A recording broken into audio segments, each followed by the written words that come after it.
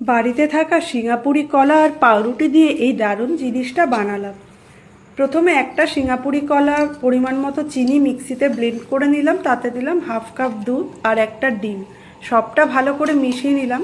এরপর ওই যে ফ্রিজে পাউরুটির ধারের শক্ত অংশগুলো জমে থাকে, ওইগুলো তো কোনো কাজে লাগে না, সেগুলোকে বের করে মিক্সিতে এইভাবে গুঁড়িয়ে নিয়ে ওর মধ্যে মিশিয়ে দিলাম। সেটা ভালো করে মিশিয়ে তাতে দিলাম একটু ভ্যানিলা এসেন্স। তারপর সবটা ভালো করে ফাইনালি মিক্স করে নিলাম। এবার একটা স্টিলের টিফিন বক্সে বাটার ব্রাশ করে রেখেছিলাম, তাতে ওই মিশ্রণটা ঢেলে দিলাম, ঢাকনা আটকে দিলাম।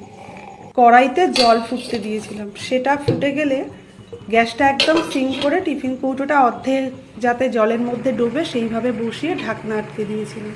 মিনিট 40-45-এর মধ্যেই এই পুডিংটা রেডি হয়ে গেল।